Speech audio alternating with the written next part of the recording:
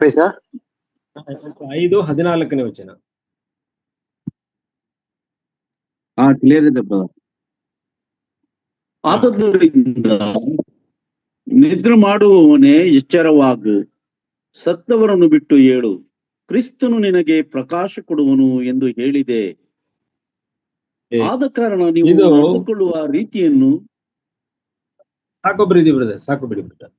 ಒಂದೇ ವಚನ. ಈಗ ಈ ವಾಕ್ಯವನ್ನ ನಾವು ಗಮನಿಸುವಾಗ, ಆದದರಿಂದ ನಿದ್ರೆ ಮಾಡುವವನ್ನೇ ಎಚ್ಚರವಾಗು, ಸತ್ತವರನ್ನು ಬಿಟ್ಟು ಏಳು, ಕ್ರಿಸ್ತನು ನಿನಗೆ ಪ್ರಕಾಶ ಕೊಡುವನು ಎಂದು ಹೇಳಿದೆ. ಈ ವಾಕ್ಯವನ್ನು ಹೇಳುವಾಗ, ಈ ವಾಕ್ಯವನ್ನು ನಾವು ಗ್ರಹಿಸಿಕೊಳ್ಳುವಾಗ ಒಂದಷ್ಟು ಇದಕ್ಕೆ ಸಂಬಂಧಪಟ್ಟಂತ ಸತ್ಯವಾಕ್ಯಗಳನ್ನ ನಾವು ನಮ್ಮ ಗಮನಕ್ಕೆ ತೆಗೆದುಕೊಂಡು ಆಲೋಚನೆ ಮಾಡುವುದಾದ್ರೆ ನಮಗೆ ಇನ್ನು ಬಹಳ ಅದು ಅರ್ಥ ಆಗ್ತದೆ. ಇದು ವಿಷಯ ಏನು ಅಂತ ಹೇಳಿದ್ರೆ, ಈ ದಿನಗಳು ಅಂತ ಹೇಳುವಾಗ ಎಫೆಸದವರಿಗೆ ಬರೆದ ಪತ್ರಿಕೆ 5ನೇ ಅಧ್ಯಾಯ ಅದೇ ಮುಂದಿನ 16ನೇ ವಚನವನ್ನ ನಾವು ಓದುವಾಗ, ಈ ದಿನಗಳು ಕೆಟ್ಟವುಗಳಾಗಿವೆ, ಆದ್ದರಿಂದ ಕಾಲವನ್ನು ಸುಮ್ಮನೆ ಕಳಕೊಳ್ಳದೆ ಅದನ್ನು ಬೆಲೆ ಉಳ್ಳದನ್ನು ಉಪಯೋಗಿಸಿರಿ.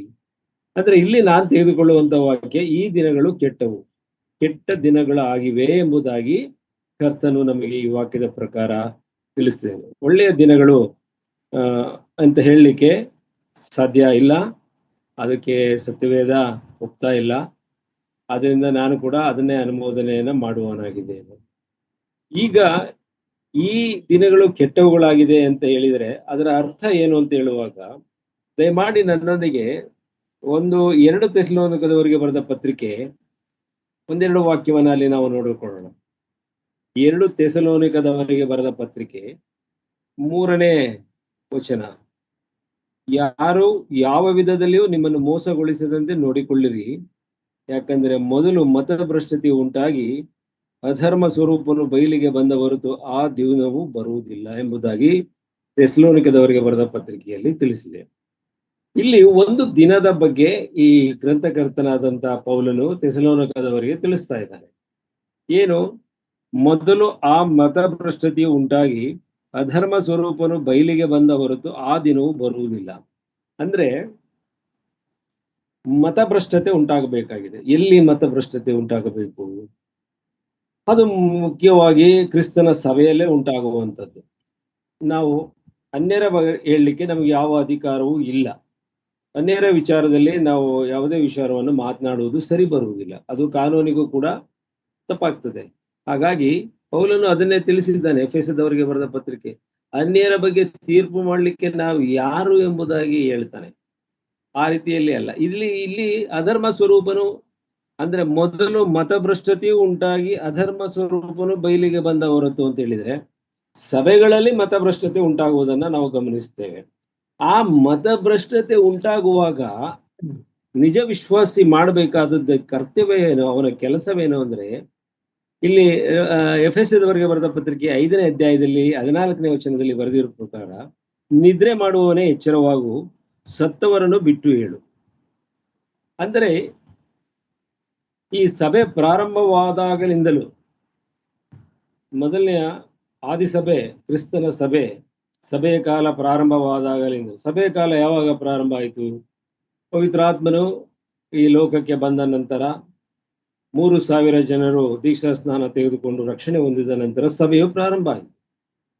ಆವಾಗಲಿಂದಲೂ ಇದುವರೆವಿಗೂ, ಈ ಕ್ಷಣದವರೆವಿಗೂ ಈ ಮತಭ್ರಷ್ಟತೆ ಎಂಬುದು ಸಭೆಗಳಲ್ಲಿ ಜೊತೆಯಲ್ಲೇ ಬರ್ತಾ ಇದೆ. ಆಗ ಸ್ವಲ್ಪ ಕಡಿಮೆ ಇತ್ತೋ ಏನೋ ಗೊತ್ತಿಲ್ಲ, ಅದು ದಿನೇ ದಿನೇ ಜಾಸ್ತಿ ಆಗ್ತಾ ಹೋಗ್ತಾ ಇದೆ. ಅದನ್ನೇ ಸತ್ಯವೇದ ನಮಗೆ ತಿಳಿಸ್ತದೆ. ಈ ಮತಭ್ರಷ್ಟತೆ ಯಾವಾಗ ಬೆಳಕಿಗೆ ಬರ್ತದೆ ಎಂಬುದನ್ನ ನಾವು ಅದೇ 2 ಥೆಸಲೋನಿಕದವರಿಗೆ ಬರ್ತಕ್ಕೆ 2ನೇ ಅಧ್ಯಾಯದ 7ನೇ ವಚನದಲ್ಲಿ ನಾವು ಈ ರೀತಿ ಓದ್ತೇವೆ. ಅಧರ್ಮ ಬ್ರದರ್ ನೀವು ಓದಿ, ಯಾರು ಸಿಕ್ಕಿದವರು, 7 ಮತ್ತು 8. 2 ಥೆಸಲೋನಿಕ 2ನೇ ಅಧ್ಯಾಯ 7 ಮತ್ತು 8.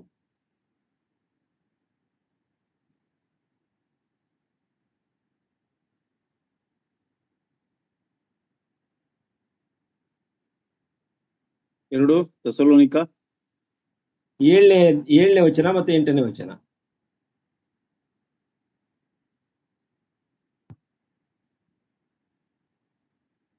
ಓಕೆ. ಅಧರ್ಮವು ಈಗಲೂ ಗುಪ್ತವಾಗಿ ತನ್ನ ಕಾರ್ಯವನ್ನು ಸಾಧಿಸುತ್ತದೆ, ಆದರೆ ಇದುವರೆಗೆ ಅಡ್ಡಿ ಮಾಡುವವನು ತೆಗೆಲ್ಪಡುವ ತನಕ ಅದು ಗುಪ್ತವಾಗಿಯೇ ಇರುವುದು. ಅವನು ತೆಗೆದು ಬಿಡಲ್ಪಟ್ಟ ಕೂಡಲೇ ಆ ಅಧರ್ಮ ಸ್ವರೂಪನು ಕಾಣಬರುವನು. ಅವನನ್ನು ಯೇಸು ಕರ್ತನು ತನ್ನ ಬಾಯ ಉಸಿರಿನಿಂದ ಕೊಲ್ಲುವನು.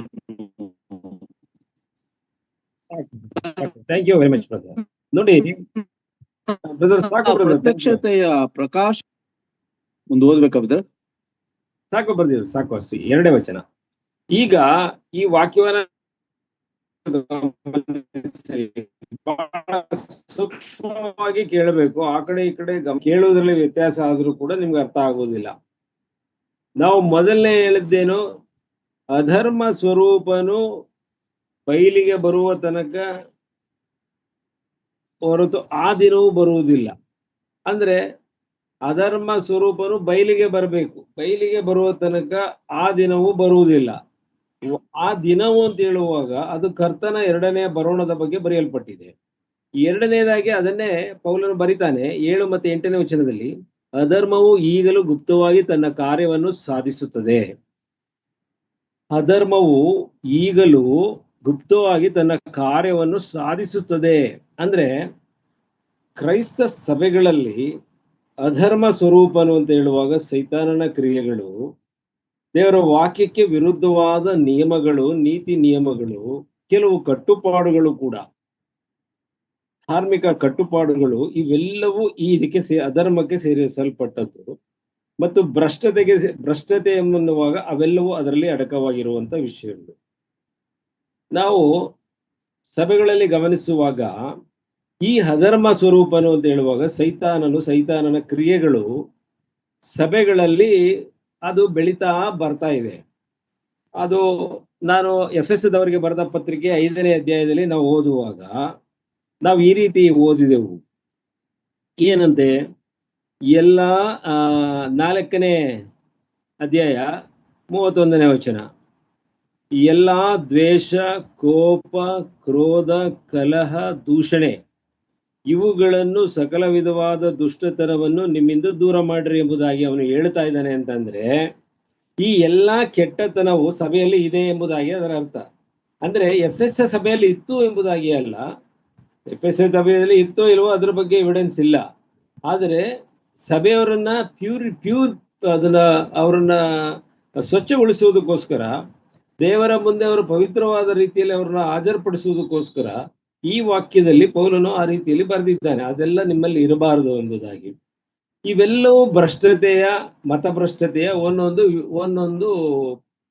ಇದು ಫೌಂಡೇಶನ್ ಸ್ಟೋನ್ಸ್ ಅವೆಲ್ಲ. ಅಂದ್ರೆ ಅದಿ ಹಾಕುವಂತ ಒಂದು ಕಲ್ಲುಗಳು, ಅಸ್ಥಿವಾರ, ಈ ಕೆಟ್ಟತನದ ಅಸ್ಥಿವಾರಗಳು, ಈ ಗುಣಗಳು ಸಭೆಗಳಲ್ಲಿ ಇರ್ತದೆ. ಇರುವಾಗ ಸಭೆಯಲ್ಲಿ ದೇವರ ವಾಕ್ಯದ ನಿಯಮಗಳನ್ನ ಮೀರಿ ಕೆಲವು ವಿಷಯಗಳು ಗುಪ್ತವಾಗಿ ಕಾರ್ಯ ಮಾಡ್ತಾ ಇದೆಯಂತೆ. ಈಗ ನಾವು ನೋಡುವಂತ ಕ್ಯಾರೆಕ್ಟರಿಸ್ಟಿಕ್ಸ್ ಏನಿದೆ ಅದು ಹೊರಗಡೆ ಕಾಣುವಂಥದ್ದು, ಆದರೆ ಈ ಗುಪ್ತವಾಗಿ ಮಾಡುವಂತ ಧರ್ಮಗಳು ಬೇರೆ ಇದೆ ನಮ್ಮಲ್ಲಿ, ಇಲ್ಲಿ ಈ ಸಭೆಗಳಲ್ಲಿ ಇದೆ. ಅದು ಏನು ಅಂತ ಹೇಳುವಾಗ, ಈ ಸತ್ಯವೇದದಲ್ಲಿ ಬರಿದೇ ಇರತಕ್ಕಂಥದ್ದನ್ನ ಅನುಸರಿಸುವಂಥದ್ದು, ಸತ್ಯವೇದದಲ್ಲಿ ಯಾವ ಆಧಾರವೂ ಇಲ್ಲದಂಥದ್ದನ್ನ ಬೋಧಿಸುವಂಥದ್ದು, ಇದು ಬೇಕಾದಷ್ಟು ನೀವು ನೋಡಬಹುದು, ಬಹಳಷ್ಟು ನೋಡಬಹುದು. ಆ ರೀತಿಯಾದಂತ ಕಾರ್ಯಗಳು ಏನು ಮಾಡ್ತವೆ, ಅವು ನಮ್ಮನ್ನ ಭ್ರಷ್ಟತೆಗೆ ನಡೆಸ್ತದೆ. ಸಭೆಯಲ್ಲಿ ಇರ್ತಕ್ಕಂಥ ಕ್ರೈಸ್ತರನ್ನ ಭ್ರಷ್ಟರಾಗುವಂತೆ ಮಾಡ್ತದೆ. ನಂಬರ್ 1ನೇ ವಿಷಯ ಏನು ಅಂತ ಹೇಳಿದರೆ, ಕೆಲವರು ಒಂದು ರೀತಿಯ ಭ್ರಮೆಗೆ ಹೋಗ್ತಾರೆ. ಈ ಸೈತಾನನು ಯಾರನ್ನು ನುಂಗಲಿ ಅಂತ ಹೇಳುವುದರ ಅರ್ಥ ಏನು ಅಂತ ಹೇಳಿದ್ರೆ, ಈ ಭ್ರಮೆಗೆ ಕ್ರೈಸ್ತ ವಿಶ್ವಾಸಿಯನ್ನ ತನ್ನ ಕಡೆಗೆ ಹೇಳ್ಕೊಳ್ತಾನ. ಈ ಭ್ರಮೆ ಹೇಗಿದೆ ಅಂತ ಹೇಳಿದ್ರೆ, ನಮಗೇನಾದ್ರೂ ಕಾಯಿಲೆ, ಕಷ್ಟಗಳು, ತೊಂದರೆಗಳು ಹಲವಾರು ಶೋಧನೆಗಳು ಎದುರಾದಾಗ ನಾವು ಮಾಡಬೇಕಾದದ್ದನ್ನ ಮಾಡದೆ ಬಾರದಂತ ವಿಷಯಗಳಿಗೆ ನಾವು ಹೋಗುವಂಥದ್ದು. ಆ ಮಾಡಬಾರದ ವಿಷಯಗಳಿಗೆ ನಾವು ಹೋಗುವ ಹಾಗೆ ದಾರಿ ಮಾಡಿಕೊಡುವಂತ ಹಲವು ಸುಳ್ಳು ಬೋಧನೆಗಳು ಸಭೆಯಲ್ಲಿ ಇರ್ತದೆ. ಅದು ಏನಿದೆ ಅಂತ ನಾನು ಈ ಸಂದರ್ಭದಲ್ಲಿ ಸಂಪೂರ್ಣವಾಗಿ ಹೇಳಲಿಕ್ಕೆ ಆಗುವುದಿಲ್ಲ.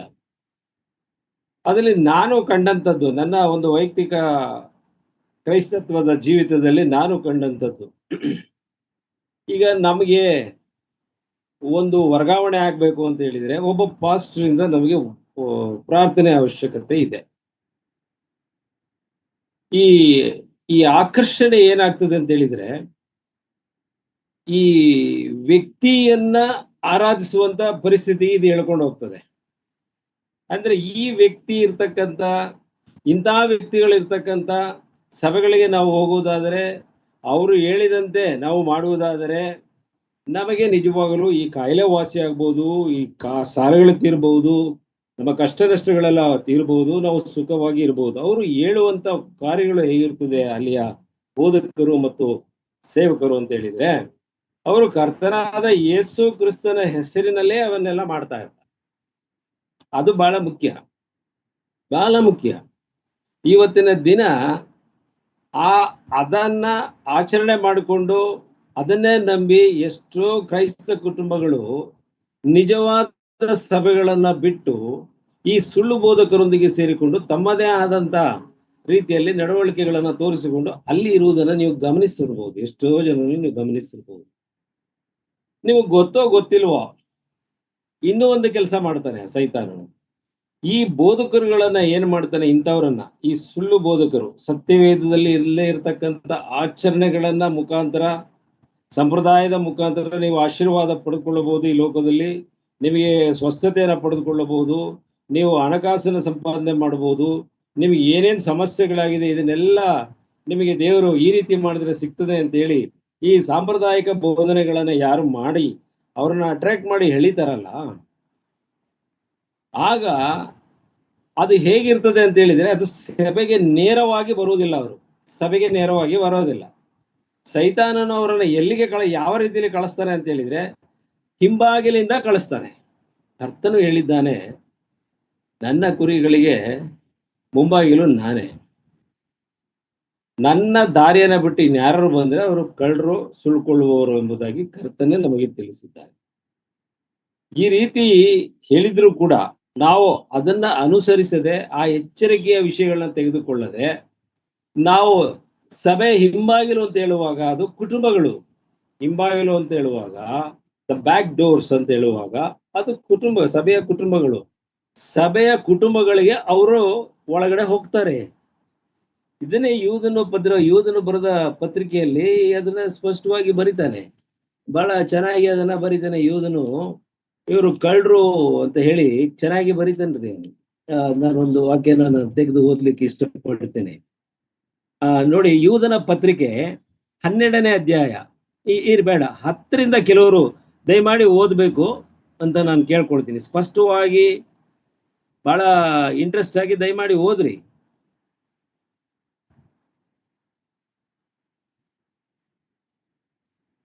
ಬ್ರದರ್, ವಚನ ಎಷ್ಟು? 10ರಿಂದ 13ವರೆಗೆ ಓದ್ರಿ. ಆದರೆ ಈ ಜನರು ತಮಗೆ ಗೊತ್ತಿಲ್ಲದ ಎಲ್ಲವನ್ನು ದೋಷಿಸುತ್ತಾರೆ ಮತ್ತು ತಾವು ವಿಷಯ ಶೂನ್ಯ ಪಶುಗಳಂತೆ ಸ್ವಾಭಾವಿಕವಾಗಿ ಯಾವ್ಯಾವುಗಳನ್ನು ತಿಳಿದುಕೊಳ್ಳುತ್ತಾರೋ ಅವುಗಳಲ್ಲಿ ತಮ್ಮನ್ನು ಕೆಡಿಸಿಕೊಳ್ಳುತ್ತಾರೆ. ಅವರ ಗತಿಯನ್ನು ಏನು ಹೇಳಲಿ? ಇವರು ಕಾಯನನ ಮಾರ್ಗವನ್ನು ಹಿಡಿದವರು, ದ್ರವ್ಯ ಸಂಪಾದನೆಗೋಸ್ಕರ ಬಿಳಮನ ಭ್ರಾಂತಿಯಲ್ಲಿ ಪೂರ್ಣವಾಗಿ ಮುಳುಗಿದವರು, ಕೋರಹನಂತೆ ಎದುರು ಮಾತುಗಳನ್ನಾಡಿ ನಾಶವಾಗಿ ಹೋಗತಕ್ಕವರು ಆಗಿದ್ದಾರೆ. ಇವರು ಸಮುದ್ರದೊಳಗಿರುವ ಗುಪ್ತವಾದ ಬಂಡೆಗಳಂತಿದ್ದು ನಿಮ್ಮ ಪ್ರೇಮ ಭೋಜನಗಳಲ್ಲಿ ಸೇರಿ ತಿಂದು ಕುಡಿಯುತ್ತಾರೆ. ನಿರ್ಭಯವಾಗಿ ಸ್ವಂತ ಹೊಟ್ಟೆಯನ್ನೇ ನೋಡಿಕೊಳ್ಳುವ ಕುರುಬರಾಗಿದ್ದಾರೆ. ಇವರು ಗಾಳಿಯಿಂದ ಹೊಡಿಸಿಕೊಂಡು ಹೋಗುವ ನೀರಿಲ್ಲದ ಮೇಘಗಳು ಎಲೆಗಳು ದೂರಿ ಹಣ್ಣು ಬಿಡದೆ ಒಣಗಿ ಹೋಗಿ ಬೇರು ಸಹಿತ ಕಿತ್ತು ಬಿದ್ದ ಮರಗಳು. ಸ್ವಂತ ಅವಮಾನವೆಂಬ ನೊರೆಯನ್ನು ಕಾರುವ ಸಮುದ್ರದ ಹುಚ್ಚು ತೆರೆಗಳು ಆಗಿದ್ದಾರೆ. ಅಲೆಯುವ ನಕ್ಷತ್ರಗಳಾದ ಇವರ ಪಾಲಿಗೆ ಕಾರ್ಗತ್ತಲೆಯೂ ಸದಾಕಾಲ ಇಟ್ಟಿರುವುದು. ಥ್ಯಾಂಕ್ ಯು ಬ್ರದರ್, ಬಹಳ ಚೆನ್ನಾಗಿ ಓದಿದ್ರಿ. ನೋಡಿ, 10ನೇ ಅಧ್ಯಾಯದಲ್ಲಿ ಈ ತರ ಬರೆಯಲು 10ನೇ ವಚನದಲ್ಲಿ, ಯೂದನ ಪತ್ರಿಕೆ 10ನೇ ವಚನ ಈ ರೀತಿ ಹೇಳ್ತದೆ. ಅವರು ಯಾರು ಈ ಮತಭ್ರಷ್ಟತೆಗೆ ನಮ್ಮನ್ನ ಪ್ರಚೋದನೆ ಮಾಡಿ ಆಕರ್ಷಣೆ ಮಾಡುವವರು ಎಲ್ಲಿದ್ದಾರೆ ಅಂತ ಹೇಳಿದ್ರೆ, ಅವರು ಸಭೆಗಳಲ್ಲಿ ಕಳ್ಳತನದಿಂದ ಹೋಗಿದ್ದಾರೆ. ಸಭೆಗಳಲ್ಲಿ ಸೇರ್ತಾರೆ ಅವರು ಬಂದು. ಅಂದ್ರೆ ಸಭೆಗಳಲ್ಲಿ ಸೇರ್ತಾರೆ ಅಂತ ಹೇಳಿದ್ರೆ, ನೀವು ಭಾನುವಾರ ಅಥವಾ ಇನ್ನು ವಿಶೇಷ ಸಭೆಗಳಲ್ಲಿ ಅವರು ಬಂದು ಕೂರ್ತಾರೆ ಅಂತ ಎಂಬುದಾಗಿ ಅಲ್ಲ. ಅವರು ಅಲ್ಲಿಗೆ ಬರೋದಿಲ್ಲ. ಅವರು ಬರುವಂತದ್ದು ಕುಟುಂಬಗಳಿಗೆ ಬರ್ತಾರೆ. ಅವರು ಕುಟುಂಬಗಳಿಗೆ ಬಂದು ಅವರು ಹಾಕುವಂತ ವಿಷ ಬಿತ್ತನೆ ಯಾವ ರೀತಿ ಇರ್ತದೆ ಅಂತ ಹೇಳಿದ್ರೆ, ಅವರು ಆ ವಿಷ ಬಿತ್ತನೆಯ ಬೋಧನೆ ಉದ್ದೇಶ ಏನಿರ್ತದೆ ಅಂತ ಹೇಳಿದ್ರೆ, ನೀವು 11ನೇ ವಚನ ನೋಡ್ರಿ. ಇವರು ಕಾಯನನ ಮಾರ್ಗವನ್ನು ಹಿಡಿದವರು. ಕಾಯನನು ತನ್ನ ಸ್ವಂತ ತಮ್ಮನಾದ ಹೇಬೇಲನನ್ನ ಕೊಂದನು. ಹೊಟ್ಟೆ ಕಿಚ್ಚು ಅವನಿಗೆ, ಬೇರೆಯವರ ಮೇಲೆ ಬಹಳ ಹೊಟ್ಟೆ ಕಿಚ್ಚು. ಅವನು ಪ್ರಾರ್ಥನೆ ಮಾಡ್ತಾನೆ ಬೇಕಾದ್ರೆ ಆ ಕಾಯನನ ವಂಶದವರು ಇಲ್ಲ. ಆದರೂ ಮಾರ್ಗ ಅನುಸರಿಸುವವರು ಇದ್ದಾರೆ ನಮ್ಮಲ್ಲಿ. ಕಾಯನನ ವಂಶದವರು ಇಲ್ಲ, ಬಟ್ ಆ ಕಾಯನನ ಮಾರ್ಗವನ್ನು ಅನುಸರಿಸುವವರು ನಮ್ಮಲ್ಲಿ ಇದ್ದಾರೆ. ಸಭೆಗಳಲ್ಲೆಲ್ಲ ಸಭೆಗಳಿಗೆ ಕಳ್ಳತನದಲ್ಲಿ ಹೋಗಿರ್ತಕ್ಕಂಥ, ಅಂದ್ರೆ ಸಭೆಯ ಕುಟುಂಬಗಳಿಗೆ ಕಳ್ಳತನದಲ್ಲಿ ಬಂದು ಸೇರುವಂತ ಸೇವಕರು ಇವರ ಕೆಲಸ ಏನು ಅಂತ ಹೇಳಿದ್ರೆ, ಕಾಯನನ ಮಾರ್ಗವನ್ನು ಹಿಡಿದವರು. ಅಂದ್ರೆ ದೇವರಿಗೆ ಅವರು ಯಾರು ಏನು ಕೊಡೋದಿಲ್ಲ. ಅವರು ದೇವರಿಗೆ ಏನು ಅಷ್ಟು ಖರ್ಚು ಮಾಡೋದಿಲ್ಲ. ದೇವರಲ್ಲಿ ಬರ್ತಕ್ಕಂಥ ಎಲ್ಲಾ ಸಂಪಾದನೆಯನ್ನ ಅವರು ಮತ್ತು ಅವರ ಹೆಂಡತಿ ಮಕ್ಕಳಿಗೆ ಉಪಯೋಗಿಸ್ಕೊಂಡು ಶ್ರೀಮಂತರಾಗ್ತಾರೆ. ಅವರು ಬಹಳ ಬೇಗ ಶ್ರೀಮಂತರಾಗ್ತಾರೆ. ಆದರೆ ಆ ದೇವಾಲಯ ಅವರ ಸಭೆಯವರು ಮಾತ್ರ ದಿನೇ ದಿನೇ ಬಡತನಕ್ಕೆ ಹೋಗ್ತಾ ಇರ್ತಾರೆ. ಇದು ನೀವು ಗಮನಿಸಿರಿ, ಅದು ಸಿಗ್ತದೆ ನಿಮ್ಗೆ, ನಿಮ್ ಕಣ್ಣಾರ ಸಿಗ್ತದೆ ಆ ವಿಷಯಗಳು. ಒಬ್ಬ ಹಳೆ ಸೈಕಲ್ ಅಲ್ಲಿ ಬರುವಂತ ಒಬ್ಬ ವ್ಯಕ್ತಿ ಈ ಕಾಯನನ ಮಾರ್ಗವನ್ನು ಅನುಸರಿಸುವವನು ಒಂದು 2, 3, 4, 5 ವರ್ಷಗಳಲ್ಲಿ ಒಂದು ಸೈಟು, ಮನೆ, ಕಾರ್ ಎಲ್ಲವನ್ನು ತೆಗಿತಾನೆ. ಅದು ದೇವರ ಆಶೀರ್ವಾದ ಎಂಬುದಾಗಿ ಹೇಳ್ತಾನೆ. ಇಂಥವರು ಮತಭ್ರಷ್ಟತೆಗೆ ಕಾರಣರು. ಈ ಕಾಯನನ ಮಾರ್ಗವನ್ನು ಅನುಸರಿಸಿದವರು, ಅಂದ್ರೆ ದೇವರಿಗೆ ಕೊಡಬೇಕಾದಂತ ಪ್ರಥಮ ಸ್ಥಾನವನ್ನ ಅವರಿಗೆ ಕೊಟ್ಟಿರುವುದಿಲ್ಲ. ದೇವರಿಗೆ ಸಿಗುವಂತ ಪ್ರಥಮ ಸ್ಥಾನವನ್ನ ಇವರೇ ಅಲಂಕರಿಸ್ತಾರೆ, ಇವರೇ ಪಡೆದುಕೊಳ್ತಾರೆ. ನನ್ನ ಹತ್ರ ಬನ್ನಿ, ನಾನು ದೇವರಿಗೆ ಮೊರೆ ಇಡುವಾಗ, ಪ್ರಾರ್ಥನೆ ಮಾಡುವಾಗ ನಿಮ್ಗೆ ಎಲ್ಲವೂ ಸಿಗ್ತದೆ. ಯಾರು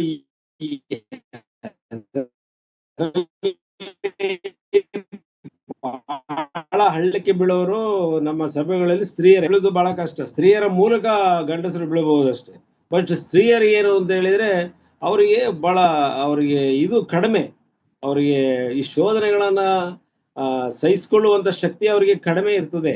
ಹಾಗಾಗಿ ಅವರಿಗೆ ದೈಹಿಕವಾಗಿ ಅಥವಾ ಇನ್ನೊಂದು ಮನೆಯಲ್ಲಿ ಯಾವ್ದಾದ್ರು ತೊಂದರೆಗಳಾದಾಗ, ಯಾವ್ದು ಹಣಕಾಸು ವಿಷಯದಲ್ಲಿ ತೊಂದರೆಗಳು ಬಂದಾಗ, ಬೇರೆ ಯಾವ್ದಾದ್ರು ಶೋಧನೆಗಳು ಬಂದಾಗ ಬಹಳ ಬೇಗ ಅವರು ದೇವರ ಬಳಿಗೆ ಹೋಗ್ಲಿಕ್ಕೆ ಇಷ್ಟಪಡ್ತಾರೆ. ಆದ್ರೆ ದೇವರ ಬಳಿಗೆ ಹೋಗುವಾಗ ಈ ಕಾಯನನ ಮಾರ್ಗವನ್ನು ಅನುಸರಿಸ್ತಕ್ಕಂಥ ಕಾಣಿಕೆಗಳನ್ನೆಲ್ಲ ಕೊಡ್ತಾರೆ. ಕೊನೆಗೆ ಆ ಸ್ತ್ರೀಯರು ಪುರುಷರನ್ನ, ಆ ಕುಟುಂಬವನ್ನ ಎಲ್ಲಿಗೆ ತಗೊಂಡು ಹೋಗ್ತಾರೆ ಅಂತ ಹೇಳಿದ್ರೆ, ತನಗೆ ರಕ್ಷಣಾನುಭವನ ಕೊಟ್ಟಂತ ಪವಿತ್ರವಾದಂತ, ತನ್ನ ಸ್ವಚ್ಛವಾದಂತ ಸತ್ಯವಾದ ಬೋಧನೆ ಮಾಡತಕ್ಕಂತ ಸಭೆಗೆ ಧಿಕ್ಕರಿಸಿ ಈ ಸುಳ್ಳು ಸಭೆಗೆ ಹೊರಟೋಗ್ತಾರೆ.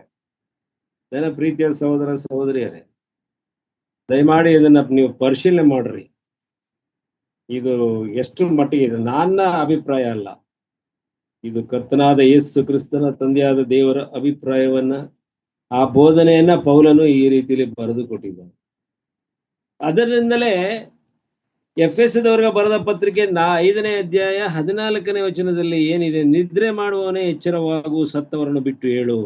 ಅಂದ್ರೆ ಇವರು ಸತ್ತವರು ಇವ್ರನ್ನ ಬಿಟ್ಟು ವಾಪಸ್ ಬಾ. ಈಗ ಅಕಸ್ಮಾತ್ ನೀನು ಅಂತ ಸಭೆಗಳಿಗೆ ಹೋಗಿ ಸಿಕ್ಕಾಕೊಂಡಿದ್ರೆ,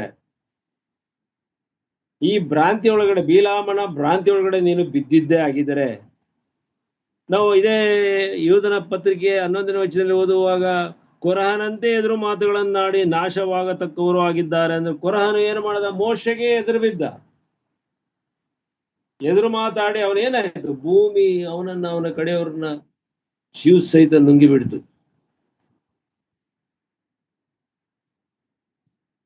ಅವರಿಗೆ ನಾಶನವೇ ಗತಿ ಎಂಬುದಾಗಿ 13ನೇ ವಚನದ ಕೊನೆಯ ಭಾಗದಲ್ಲಿ ದೇವರ ವಾಕ್ಯದಲ್ಲಿ ತಿಳಿಸ್ತದೆ. ಇದೇ ಮತಭ್ರಷ್ಟತೆ. ಮತಭ್ರಷ್ಟತೆ ಅನ್ನುವಾಗ ಯಾರೋ ಬೇರೆಯವರು ಬಂದು ಚರ್ಚ್ಗಳನ್ನ ಹೊಡೆದಾಕ್ತಾರೆ, ಆ ವಾಕ್ಯಗಳನ್ನ ಹೇಳಕ್ ಬಿಡೋದಿಲ್ಲ, ಅದೆಲ್ಲ ರೀ ಮತಭ್ರಷ್ಟತೆ. ಅದು ಬೇರೆ ವಿಷಯ. ಸಭೆಗಳಿಗೆ ಕ್ಯಾನ್ಸರ್ ಕಾಯಿಲೆ ರೀತಿಯಲ್ಲಿ ಇವರು ಹೊಕ್ಕಿದಾರಲ್ಲ ಮನೆಯೊಳಗಡೆ, ಇವರು ಕ್ಯಾನ್ಸರ್ ಮಹಾಮಾರಿ. ಅದು ಆ ಕ್ಯಾನ್ಸರ್ ಕಾಯಿಲೆಯ ವೈರಸ್ಗಳು ಅವರು, ಯಾರು ಈ ಕೆಲಸ ಮಾಡುವಂತವ್ರು. ನಾವು ಮುಂದೆ ಹೋಗುವಾಗ ಅವ್ರು ಹೇಗಿರ್ತಾರಂತೆ?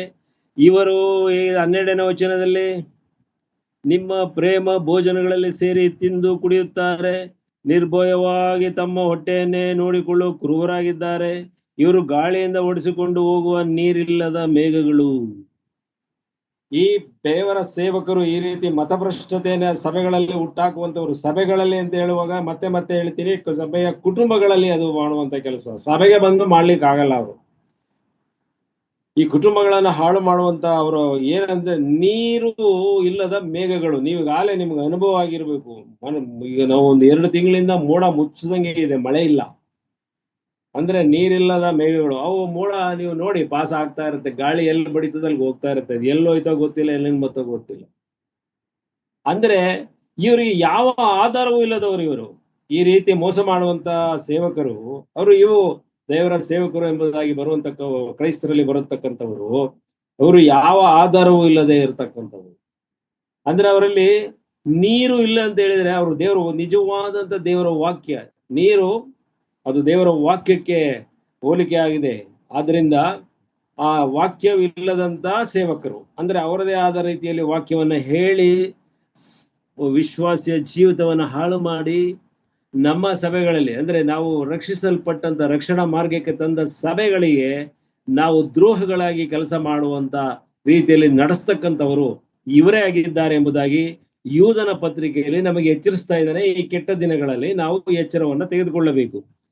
ಇವರು ನೋಡಿ, ಆಮೇಲೆ ಎಲೆಗಳು ಉದುರಿ ಹಣ್ಣು ಬಿಡದೆ ನೀ ಒಣಗಿ ಹೋಗಿ ದೇವರು ಬೇರು ಸಹಿತ ಕಿತ್ತು ಬಿದ್ದ ಮರಗಳು ಚೆನ್ನಾಗಿ ಬೆಳಿತಾರೆ. ಏನು ಅವರು ಸೋಂಪಾಗಿ, ಅಂದ್ರೆ ಏನು ಸೇವಕರು ಮುಖದಲ್ಲಿ ಅವರಿಗೆ ಕಾಂತಿ ಎಲ್ಲ ಇದೆ, ಆದರೆ ಅವರ ಕೊನೆಯ ಸ್ಥಿತಿ ಹೇಗಿದೆ ಅಂತ ಹೇಳಿದ್ರೆ, ಅವರು ಬಿದ್ದು ಹೋಗುವಂತ, ಒಣಗಿ ಬಿದ್ದು ಹೋಗುವಂತ, ಅಂದ್ರೆ ಫಲವೇ ಇಲ್ಲದೆ ಒಣಗಿ ಬಿದ್ದು ಹೋಗುವಂತ ದೇವರ ಸೇವಕರು ಅವರಾಗಿ, ದೇವರಲ್ಲ ಅವರು ಸುಳ್ಳು ಸೇವಕರಾಗಿ ಈ ಲೋಕದಲ್ಲಿ ಕಂಡು ಬರ್ತಾರೆ. ಅದು ಒಣಗಿ ಮರ ಬಿದ್ದು ಹೋಗ್ತದೆ, ಏನು ಪ್ರಯೋಜನ ಆಗುವುದಿಲ್ಲ. ಆಮೇಲೆ ಸ್ವಂತ ಅವಮಾನವೆಂಬ ನೊರೆಯನ್ನು ಕಾರುವ ಸಮುದ್ರದ ಹುಚ್ಚು ತೆರೆಗಳು ಆಗಿದ್ದಾರೆ. ನೀವು ಈ ವಾಕ್ಯವನ್ನ ನಾನು ಇವತ್ತು ಹೇಳುವಾಗ ಅವ್ರಿಗೆ ಗೊತ್ತಾಗ್ತದೆ, ಯಾರು ಈ ಸಭೆ ಈ ವಾಕ್ಯವನ್ನ ಕೇಳ್ತಾ ಇದ್ದಾರೆ ಅವರಿಗೆ 100ಕ್ಕೆ 100 ಅರ್ಥ ಆಗ್ತದೆ, ಇದು ನಮ್ಮ ಬಗ್ಗೆ ಹೇಳ್ತಾ ಇದ್ದಾರೆ ಎಂಬುದಾಗಿ. ಅವರು ಏನ್ ಮಾಡ್ತಾರೆ, ಈ ವಾಕ್ಯವನ್ನಂತ ಹೇಳುವಂತ ದೇವರ ಸೇವಕರ ಬಗ್ಗೆ ಮನಸ್ಸಿನಲ್ಲಿ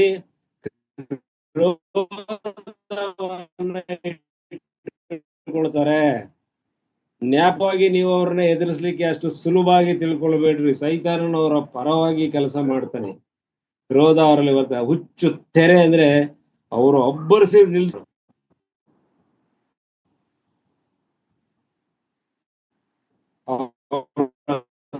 ಸಭೆಗಳಲ್ಲಿ ಯಾಕೆ ಅಂತ ಹೇಳಿದ್ರೆ, ಇರ್ತಕ್ಕಂತ ಆ ಸಂಪನ್ಮೂಲಗಳ ಬಗ್ಗೆ ನಿಮಗೆ ಹೇಳಿದೆ. ಇಬ್ರಿಯದವರಿಗೆ ಎಫೆಸದವರಿಗೆ ಬರೆದ ಪತ್ರಿಕೆ 4ನೇ ಅಧ್ಯಾಯವನ್ನು ಮಾಡ್ತಾನೆ ನೋಡ್ಬೋದ.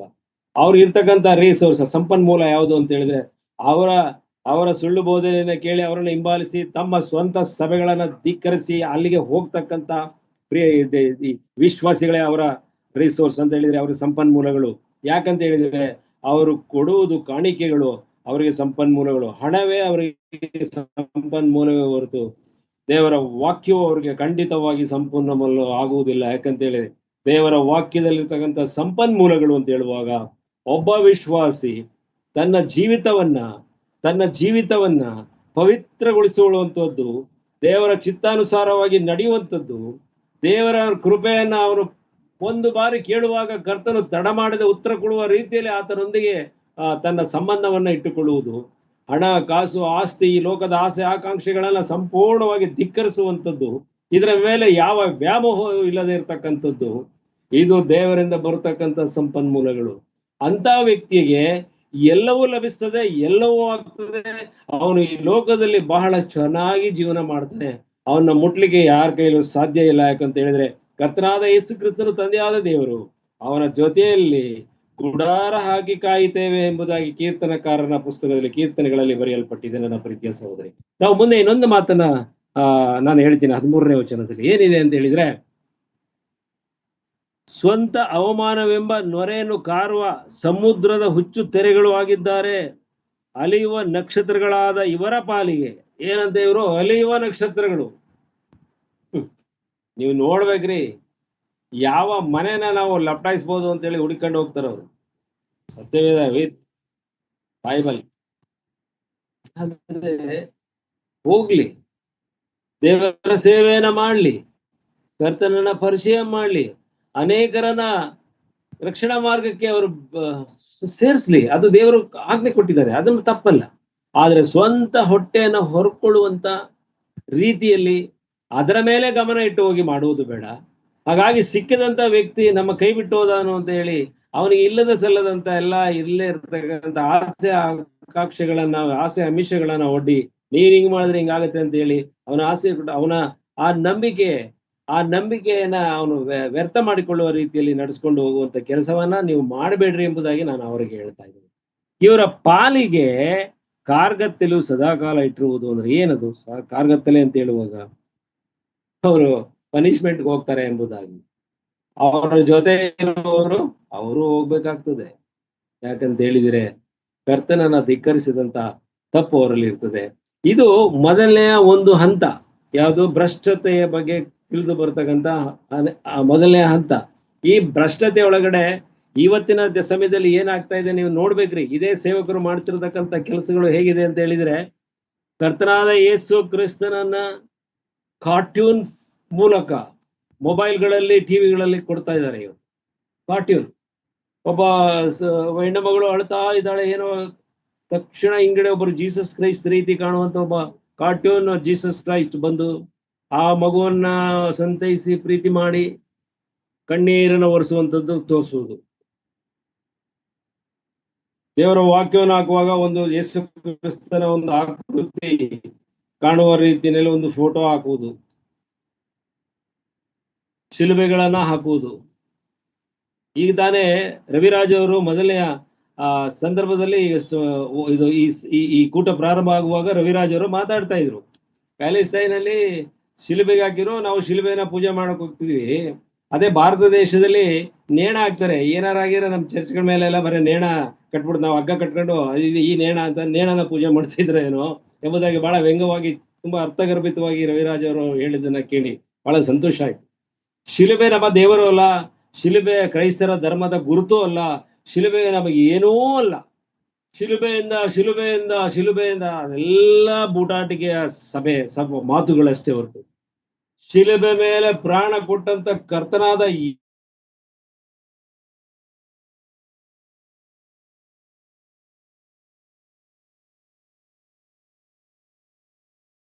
ವಾಕ್ಯ ನಾನು ಮುಂದೆ ದೇವರ ಚಿತ್ತವಾದರೆ ಬರುವ ಮಂಗಳವಾರದಲ್ಲಿ ನಾನು ಅದನ್ನ ಮುಂದುವರಿಸ್ತೇನೆ. ದಯಮಾಡಿ ಈ ವಾಕ್ಯ ಭಾಗಗಳಿಗಾಗಿ ನೀವೆಲ್ಲರೂ ನನಗೋಸ್ಕರ ಮತ್ತು ನಿಮ್ಮೆಲ್ಲರಿಗೋಸ್ಕರ ಪ್ರಾರ್ಥನೆ ಮಾಡ್ರಿ.